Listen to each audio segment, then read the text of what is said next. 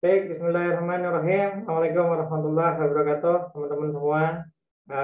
Baik dari mahasiswa yang mengambil mata kuliah ekonomi teknik maupun nanti bagi kawan-kawan pelaku usaha, pelaku startup yang insya Allah sebetulnya video ini tetap akan saya share, begitu ya. Kalau nanti ada materi tentang pembuatan cash flow dan laba rugi, begitu ya. Di materi video sebelumnya, teman-teman semua nanti bisa mengikuti penjelasan klasifikasi biaya, termasuk bagaimana secara general membuat cash flow, kaitannya nanti dengan laba rugi, begitu ya. Ada semua di sebelumnya. Nah, sekarang ini kita akan langsung fokus dengan bagaimana membuat cash flow-nya. Begitu ya, teman-teman ya. Jadi ketika kita membuat cash flow, satu hal yang perlu dipahami adalah ada dua pilihan. Kita akan belajar membuat cash flow dengan membayangkan dari ide bisnis kita, kira-kira ke depan proyeksi pendapatannya seperti apa? Proyeksi pengeluarannya seperti apa? Gitu ya.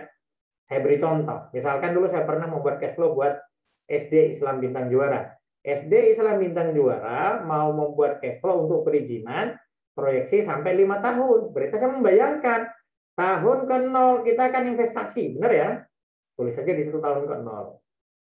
Tahun pertama kita akan ada rekrutmen untuk kelas baru. Asumsinya berapa di dalam kelas 1 pertama itu? Oh, asumsinya kita targetin 15 siswa misalkan.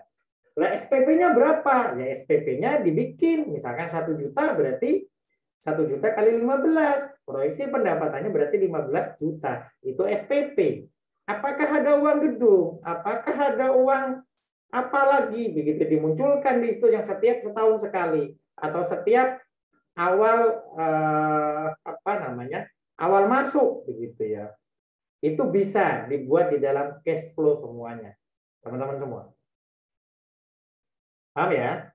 Nah, terus proyeksi pengeluarannya seperti apa? Oh, kalau untuk sekolah, proyeksi pengeluarannya nanti akan ada gaji SDM, ya, gurunya. Gurunya butuh berapa? Kita sudah membayarkan. Kalau hanya kelas 1 berarti butuh guru paling enggak 2 atau 3 gitu ya. Oh, di situ ada apa lagi? Wah, ada bagian kebersihan. Ada pengeluaran apa lagi? Pengeluaran untuk bahan habis pakai, ada spidol, ada kertas, macam-macam ya. Terus ada lagi untuk pengeluaran listrik, air dan sebagainya. Di tahun kedua bagaimana? Di tahun kedua ternyata siswanya sekarang bertambah. Tahun kedua targetnya bukan 15 tapi 20 misalkan. Oke, kalau tahun kedua 20, tahun pertama 15, berarti di cash flow tahun kedua sekarang ada 2 kelas. Benar ya? Ada kelas 1 dan kelas 2. Kelas 1 SPP-nya sama nggak dengan kelas 2? Kalau berbeda, naik misalkan gitu. Kelas 1 naik juga nggak? Enggak, Pak. Oke. Berarti dibikin. Kalau tadi 1 juta kelas 1, kelas 1 yang naik ke kelas 2 kan gitu kan. Yang sekarang yang kelas 2 SPP-nya misalkan naik menjadi 1,2 juta. Nah, ini proyeksi, teman-teman semua. Demikian pula, Pak ini kalau pengeluarannya gimana? Ada guru, ada macam-macamnya lagi kan begitu kan? Oh, listriknya makin banyak lagi, Pak, karena semakin banyak yang menggunakan. Itu prediksi. Itu ya, teman-teman ya. Apakah prediksi atau proyeksi cash flow itu pasti sesuai dengan realitas? Tidak. Karena ketika saya susun dulu begitu ya, kelas 1 proyeksinya 15 siswa, kelas 2 proyeksinya 20 siswa. Ternyata yang terjadi apa? Kelas 1 benar sekitar 12 mendekati, kelas 2 kita mendapatkan pada saat itu tahun kedua kita mendapatkan 2 kelas. Masing-masing 18 siswa, ada 38 siswa. Kita rubah lagi cash flow-nya, tapi kita sudah punya gambaran gitu loh. Sudah punya guidance, sudah punya catatan kira-kira di bulan ini kita akan keluar segini, di bulan ini kita akan keluar segini begitu ya. Oke, kita lanjutkan ya. Saya berikan contoh untuk pembuatan cash flow-nya. Oke, ini misalkan di sini ada soal seperti ini, teman-teman. usaha warnet, modal yang dimiliki adalah 200 juta. Biaya investasi komputer dan instalasi atau persiapan 125 juta. Biaya bulanan ada gaji manajer 3 juta per bulan, teknisi 2 juta per bulan, admin keuangan 1,5 juta per bulan, penjaga warnet misalkan ya 1,5 juta per bulan per orang. Ada 7 orang yang menjaga warnet. Ini saya buatkan case seperti ini aja teman-teman ya. Terus koneksi internet 5 juta per bulan karena ini warnet kan. Kebutuhan untuk ATK, listrik dan lain rata-rata 3 juta per bulan. Pendapatan bulan pertama 15 juta, kedua 20 juta, selanjutnya naik 20% per bulan. Yang ditanyakan adalah jika penyusunan cash flow 4 tahun, buat laba ruginya dan cash flow, begitu ya. Tahun ke-1, kedua, ketiga, dan keempat total selama 4 tahun. Nah, gimana membuatnya? Gitu ya. Pertama kita seperti biasa untuk membuat catatannya dulu ya teman-teman semua. Oke, kita lihat modalnya 200 juta. Oke, begitu ya. Jumlah komputernya tidak ada ya. Oke. Terus investasinya berapa? 125 juta. Gaji manajer 3 juta per bulan.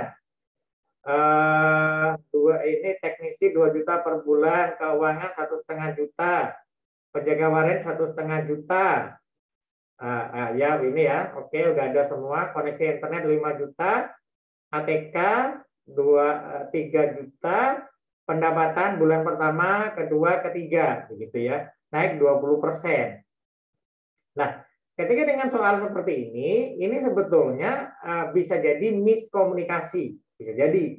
Maksudnya setiap bulan nanti naik 20%, berarti bulan keempat naik 20%, kan gitu kan? Kali 20%, kan gitu kan, ditambah di sini. Bisa jadi begini, naik 20%, ini salah nih menurut saya, 20% kali, sebentar, 20% kali ini ditambah 24, makanya 28.800, kan tiap bulan naik 20%. Apakah ini asumsi? Iya Bapak Ibu, cuman ini biar mudah teman-teman semua saya buatkan seperti ini. Nah, berarti nanti formatnya ketika mau membuat cash flow teman-teman semua buatlah seperti ini, kan itu kan? Oke. Sekarang bulan ke-0, begitu ya, bulan ke-0 modalnya berapa? 200 juta, berarti tulis di sini ya, 200 juta. Waduh, kelebihan 01 ya. 200 juta. Oke, investasi butuh berapa? Investasi ternyata di sana 125 juta.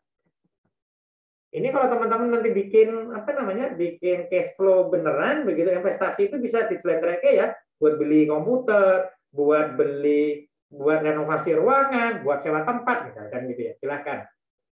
Oke, kita punya modal 200 juta. Untuk investasi di awal 125 juta, kita masih punya uang nih. Ya kan? 75 juta. Nah, itu yang akan menjadi modal operasional. Ini yang namanya arus kas investasi. Ini kan seharusnya kan ada ada pencatatan untuk investasi ya. Nanti untuk penyusunannya berpengaruh dari sini, tapi saya ini celentrek saya buat gelondongan gitu ya. Ini arus kas pendanaan, anggap saja ini modal sendiri, bukan modal pinjaman. Oke. Terus selanjutnya adalah gimana? Oh, ternyata ada pendapatan bulan pertama 15 juta, gitu ya. Misalkan anggap saja baru 1 unit produk, kan gitu kan? Oh, kurang ya. Oke. Mana wis sebentar. Oke, 20 juta, terus ini 20% ya, 20% naiknya kali bulan sebelumnya ditambah bulan sebelumnya. Kan kayak gitu kan? Oke, kalau di Excel ini tinggal ditarik saja. Oh, bulan keempat sampai ke 12. Nah, anggap seperti ini ya, misalkan ya. Oke, teman-teman semua. Sekarang pengeluarannya seperti apa? Misalkan pengeluarannya ini tadi ada HPP. HPP itu adalah harga pokok produksi atau biaya pokok produksi, itu berhubungan dengan pengeluaran-pengeluaran yang ada kaitannya dengan proyek atau bisnis. Gaji manajer dimasukkan di situ aja ya. Berarti SDM bisnis ini bisa aja saya insert. Berarti di sini kan ada manajer berapa nih? Gaji manajer tadi berapa? 3 juta ya. Oke, terus ada teknisi. Berarti di sini saya tulis teknisi aja begitu ya. Teknisi berapa? 2 juta per bulan. Oke. Terus di sana ada juga yang penjaga warnet. Gitu ya. Saya insert saja biar langsung masuk ke rumusnya ya. Penjaga warnet ini berapa? 1,5 juta per bulan, tapi yang jaga ada 7, gitu ya. 1.500.000 dikali 7. Oh, salah ya. Lebih lagi. Oke. Pak, ini ada mempertimbangkan aja ada lemburan dan sebagainya. Kita bikin simpel dulu saja. Tapi kalau nanti jenengan mau mempertimbangkan ada itu segala, boleh-boleh saja. Oke. Dengan seperti ini teman-teman, gross profit margin-nya ini masih rugi, kan begitu kan? Di sini pengeluarannya kan pendapatannya, sebentar, ini salah nih rumusnya ya. Pendapatannya nih belum ini ya. Ini seharusnya pendapatannya jumlah dari semua unit, ya kan gitu ya. Oke. Ini sekalian nih dibuat rumusnya. Ini gitu kan? Oke. Nah, JPN-nya berapa? Rugi, Pak. Rugi 500.000. Enggak apa-apa. Apalagi ada SDM support tadi ya. SDM support itu ada untuk koneksi internet. Berarti koneksi internet itu berarti biaya variabel. Masuk ke di sini ya, di atas ini ya. Masuk ke HPP, misalkan begitu ya. Ini berarti kan masuk ke SDM, kan gitu toh. Nah, terus ini ada operasional, misalkan begitu ya. Berarti ada ATK dan listrik. Berapa nih ATK dan listrik? Kita lihat. 3 juta. Gitu ya. 3 juta. Kita masukkan ke HPP atau kita masukkan ke beban umum. Bisa aja. Oke. Berarti ini 3 juta dimasukkan di sini ya, ATK. Enggak apa-apa. Beban umum. Tapi di sini yang koneksi internet ini masuk ke operasional bisnis, begitu ya. Kan gitu kan? Oke, 5 juta sudah masuk semua ya. Admin keuangan SDM support masuknya. Ini anggap admin keuangan, misalkan begitu ya. Ini berapa? 1.500.000. Oke, gitu ya teman-teman ya. Kalau sudah kayak gini ketahuan nih sekarang. Berarti di sini 17 juta ya, ditambah 8 juta, berarti 25 juta kan? Oke, masuknya 15 juta. HPP-nya ini coba kita cek lagi ya. Dijumlahkan dari semua 3 juta, 13,5 tambah 2 juta, ini belum ke ini semua nih teman-teman nih. Sampai ke 38 berarti ini ya. Oke. Ini harus disamakan. Oke. Nah, pendapatannya 15 juta, ya kan? Pengeluarannya HPP saja 20 juta. Ini pasti minus, benar kan? Enggak apa-apa. Kan masih bulan pertama. Tambah biaya umum, Pak, minusnya 10 juta, Pak, rugi 10 juta. Enggak apa-apa, teman-teman. Itulah fungsinya cash flow. Toh kita masih punya uang 75 juta. Berarti sekarang perusahaan punya saldo berapa? 65 juta. Ya kan? Terus bulan kedua terjadi seperti itu lagi, ada peningkatan pendapatan, tapi semua biaya sama kan begitu kan asumsinya ya. Makanya kita kan bicara asumsi kan. Oke,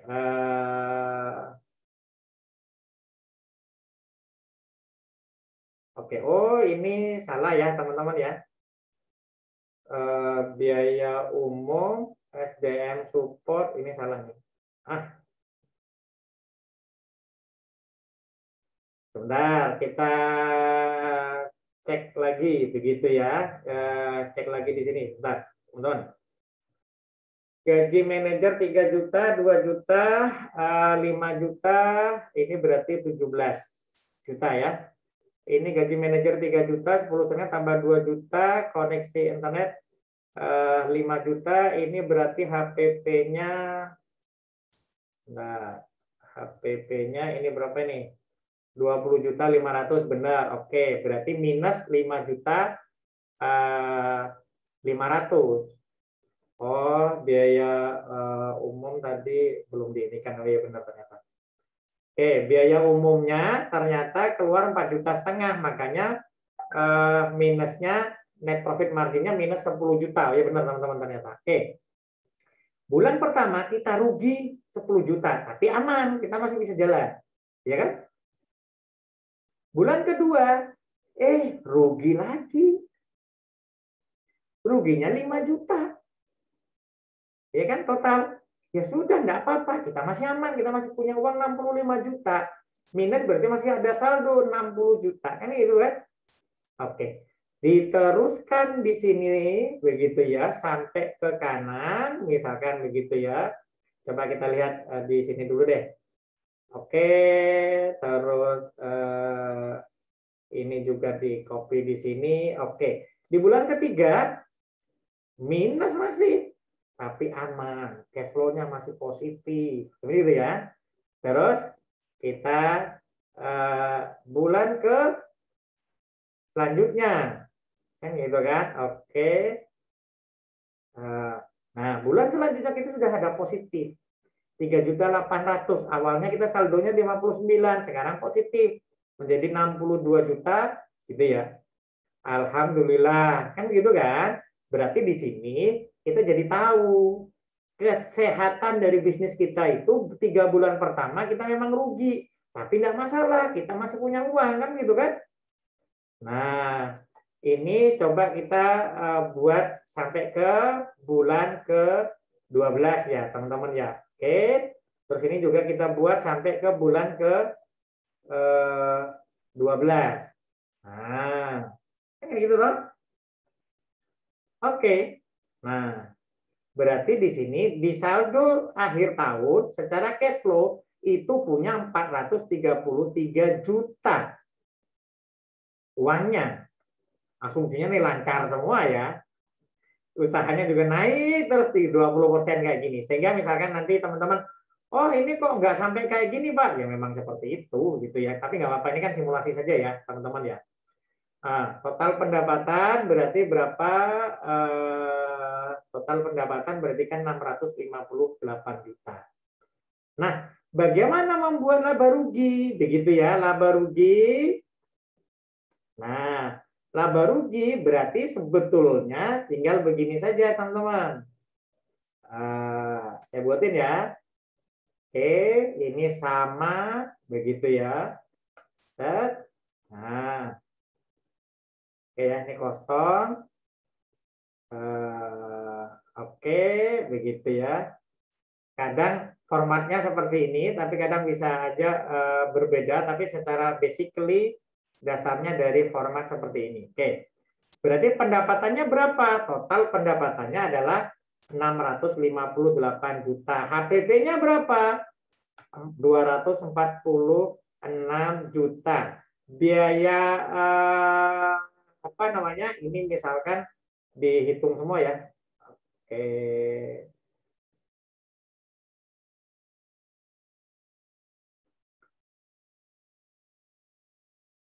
Oke, ini sampai ke bawah begitu ya. Gross profit marginnya juga ketahuan begitu ya. Oke. Kita akan berhenti di sini. Modal, investasi dan saldo ini kita hilangkan. Ya kan? Nah, makanya kita akan ada format seperti ini nanti. Nah, operasional begitu ya kan, lebih rapi ya kalau kayak gini ya. Nah, ada HPP, ada SDM bisnis, ada operasional, ada biaya umum. Biaya umum itu ada SDM begitu ya, sama ATK dan listrik tadi ya kalau tidak salah ya. Oke. Net profit marginnya ini sebegini, tapi kalau sudah menjadi laba rugi, ini menjadi laba kotor begitu ya. Ini laba atau gini aja deh, ada laba operasi bahasanya ya. Terus ini laba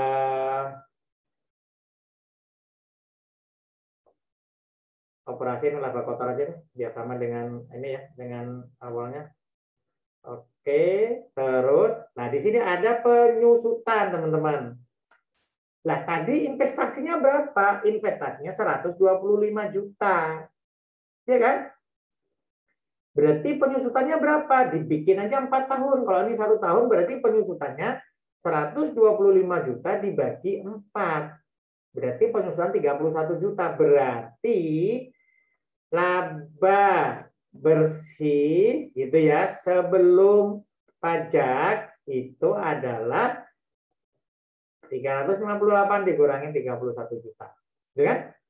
Itu laba bersih sebelum pajak. Terus pajaknya gimana? Gitu ya. Ini sekalian saya inikan di sini nih. Pajaknya untuk UMKM itu sebetulnya 25%. Tapi apa namanya 25%. Tapi untuk UMKM sekarang ada diskon.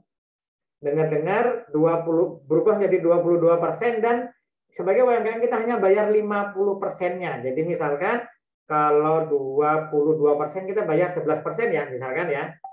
11% kali laba bersih. Berarti kita bayar pajak 35 juta. Perusahaan yang punya perusahaan dapat uang berapa? Nah, gitu ya. Ini untuk dividen bahasanya ya. Share dividen berarti 326 dikurangi pajak.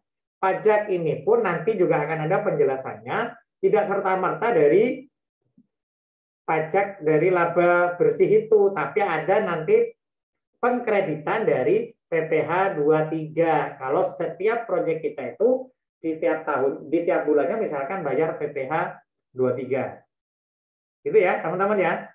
Pak, tahun kedua bagaimana? Ya sudah dilanjutkan saja tahun kedua, tahun ketiga seperti apa? Dilanjutkan saja lah. Laba rugi itu hanya biasanya periode tertentu, bisa dibuat 1 tahun seperti ini, begitu ya.